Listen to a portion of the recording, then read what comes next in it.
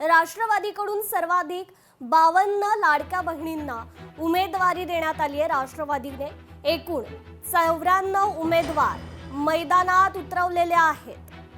तर यामध्ये 52 लाडक्या बहिणींना सर्वाधिक ही संधी देण्यात आलेली आहे। त्यामुळे मुंबई महानगरपालिका निवडणुकीत राष्ट्रवादीनं लाडक्या बहिणींना आता पसंती दिल्याचं पाहायला मिळालं।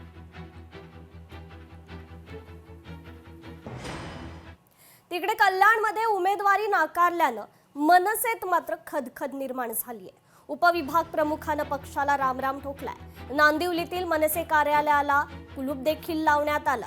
उमेदवारी नाकारल्याच्या कारणावरून महाराष्ट्र नवनिर्माण सेनेत अंतर्गत अस्वस्थता उफाळून आली आहे। कल्याणमधील मनसेचे उपविभाग प्रमुख ज्ञानेश्वर पावडे यांनी पक्षाला जय महाराष्ट्र करत थेट कल्याण नांदिवली परिसरातील मनसे कार्यालय बंद करण्याचा निर्णय घेतलाय।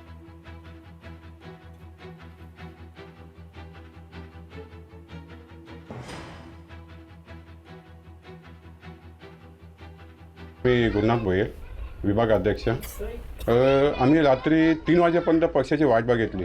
मी पण इच्छुक होतो, पावले पण इच्छुक होते, अजून 2 काही इच्छुक उमेदवार होते, पण 3 वाजेपर्यंत वाट बघून सुद्धा आम्हाला पक्षाने तिकीट दिलेलं नाही। आणि त्याच्यानंतर आम्ही 11 वाजेपर्यंत तिकिटाची वाट बघितली, पण आम्हाला तिकीट काही दिलं नाही। शेवटी आमच्या मनात कुठे खंत वाटली, कारण आम्ही 20 वर्षापासून कार्यकर्ते आहेत। आम्ही घराघरात जाऊन मनसे काय हे आम्ही घराघरात खेड्यात गावागावात आम्ही गाजवलेली आहे, तरीसुद्धा पक्षाने आम्हाला नाकारलं। आणि ते झालं तर झाल्यानंतर एक घरात सुनीलाने यांच्या एका घरात 2 तिकीटे दिली। म्हणजे आम्ही कार्य केले आणि आम्हाला तिकीट नाही, हा किती मोठा अन्याय झालेला आहे आमच्यावरती। 2016 पासून इथं मंच स्थापन केली। 4 वर्षापासून आम्ही स्वतःच्या स्वखर्चाने शाखा चालू केली। आमचा एकच उद्देश होता, सर्वसामान्य लोकांना न्याय द्यायचा होता। त्यासाठी आम्ही नगरसेवकची 4 वर्षापासून प्रयत्न करत होतो। रक्ताचं पाणी केलं साहेब आम्ही, आणि रात्रीचा दिवस दिवसाचा रात्र केली। एक वेळेस मुलांच्या शिक्षणाची फी नाही भरली, पण आम्ही शाखा बंद नाही केली। आम्हाला फक्त आमचा एकच ध्येय होता, नगरसेवक येणाऱ्या नगरसेवकमध्ये नगरसेवक म्हणून आम्हाला जायचं होतं आणि लोकांचं कल्याण करायचं होतं। पण आमच्या मनसेच्या वरिष्ठ लोकांनी मला डावलण्यात आलं। तर कल्याण डोंबिवली महानगरपालिकेत भाजपनं आणखी एक खातं उघडलंय। भाजपच्या उमेदवार रेखा चौधरी बिनविरोध निवडून आलेल्या आहेत।